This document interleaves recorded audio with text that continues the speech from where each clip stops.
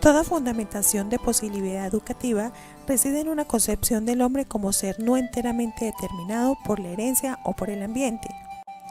La educación necesita de la acción de dos elementos, uno con capacidad de influenciar y otro capaz de ser influenciado. Entonces, ¿qué es educabilidad? Son varios los autores que atribuyen a Herbart la introducción del término educabilidad. Este argumentaba que hasta en los animales más nobles se encuentran rastros de la educabilidad volitiva, pero es en el hombre donde se reconoce la educabilidad de la voluntad para la moralidad. Herbart asocia la educabilidad a tres aspectos: la plasticidad, la evolución animal, la relación exclusiva al hombre, que es una categoría humana. Entonces, la educabilidad es un modo esencial del hombre que le hace capaz de perfeccionamiento y consecuentemente llegar a ser lo que es, lo que lo convierte en autor de su vida. Zubiri plantea que a diferencia de animales menos diferenciados, el hombre cuenta con una dotación de reflejos más escasas que no le garantiza por sí solo la supervivencia física tras el nacimiento. Pero no es así, y el hombre nace a la vida extramaternal, en el momento de su mayor plasticidad y se proyecta al mundo en un encuentro fundamentalmente afectivo. La aludida plasticidad o maleabilidad de los seres vivos, tanto a nivel cualitativo como a nivel cuantitativo, dependen básicamente del grado de complejidad de su estructura biológica. Así pues, Castillejo afirma que tanto la hipercomplejidad de la estructura psicobiológica del hombre, flexibilidad, como la intencionalidad que supone cognitividad, permiten al hombre que ya es aprender a ser el hombre único e irrepetible que propugna.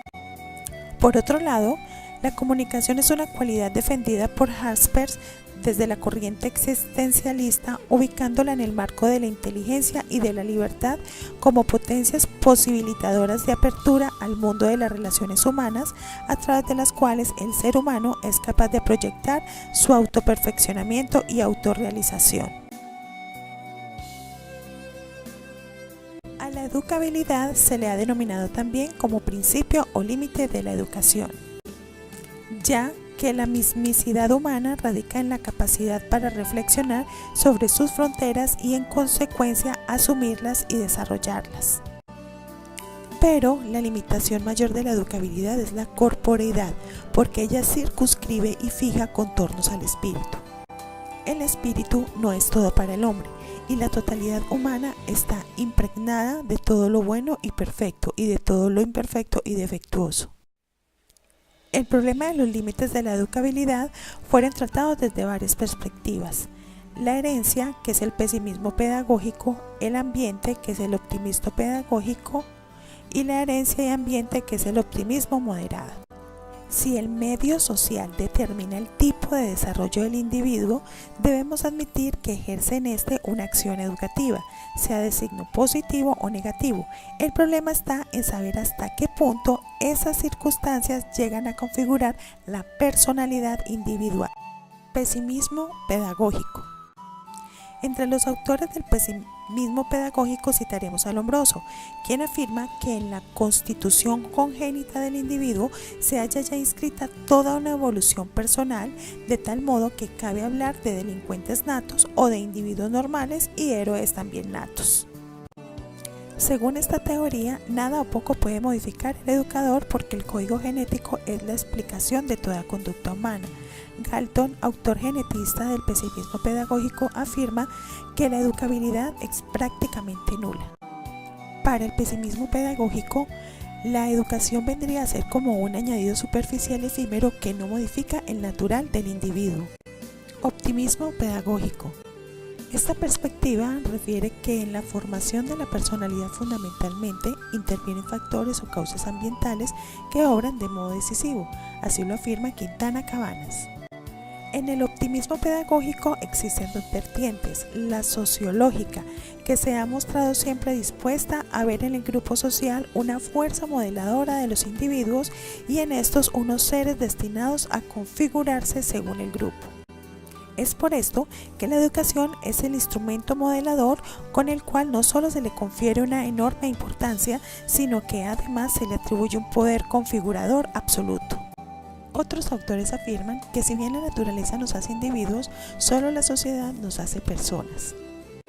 Así, el sociólogo ve la personalidad como un reflejo de las situaciones sociales en medio de las cuales el individuo se ha formado y ante las cuales reacciona. En la vertiente psicológica, Gabriel Tarde, uno de los fundadores de la psicología social, sostuvo contradictoriamente a Lombroso que el delincuente es producto de su ambiente. Se halla en esto implícita la tesis psicológica de que la personalidad humana es plástica y además se va configurando progresivamente según las experiencias que se ve sujeta. Watson sostenía que virtualmente toda la conducta humana puede ser explicada como condicionamiento. Las respuestas quedaban elaboradas con los estímulos como resultado de conjunciones repetidas y la personalidad de un sujeto representa la totalidad de las mismas. Asimismo, no descartó por completo la existencia de normas innatas de conducta. Aceptaba la existencia de una variedad de reflejos innatos relacionados con los procesos fisiológicos relacionados con el mantenimiento. El optimismo moderado. El optimismo moderado es el fruto de la persuasión de la interacción entre el código genético y el ambiente, es la más legítima explicación del desarrollo humano. Entonces, sobre este supuesto, la intervención educativa es oportuna y necesaria porque es posible influir en la herencia que jamás explicará en solitario el ser del hombre. Limitaciones de la educabilidad. Fundamentalmente se pueden reducir a dos: limitaciones de educabilidad del ser humano, en donde encontramos que la libertad es requisito fundamental de toda educabilidad. De ella no proviene la aporía, al contrario, es el lado positivo y permisor de la educabilidad. Limitaciones derivadas de la intervención técnica, donde todas las limitaciones educativas proceden de la correlatividad básica entre el yo mismo y el mundo.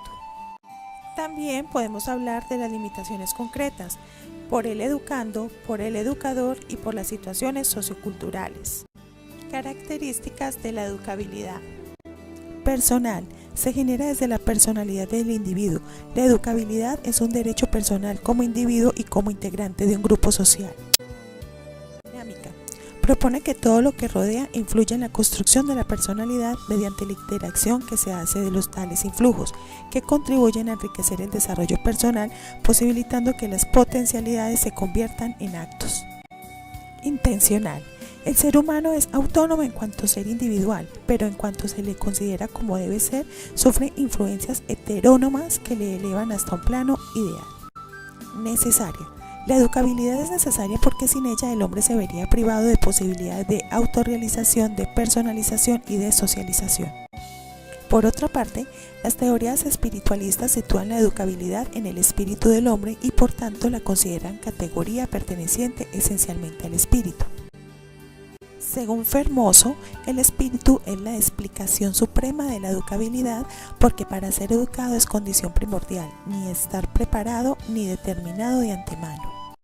Una gran influencia tanto del vitalismo como del existencialismo hace emplear el campo de la educación, identificando la educabilidad con la capacidad para devenir personas. Afirma que el hombre por la educación llega a ser persona. Implica decir que el hombre no educado corre el riesgo de no serlo.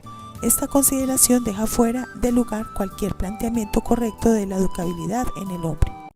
Podemos decir entonces que el hombre es un ser de aprendizaje porque su complejidad psicobiológica a la que ya nos hemos referido le ha liberado prácticamente de las conductas instintivas y genéticas y ello posibilita el proceso educativo a través de la asimilación de influencias estimulativas y de las vivencias que la enriquecen elaborando nuevas estructuras espirituales en el plano individual y como miembro de la comunidad a la que pertenece.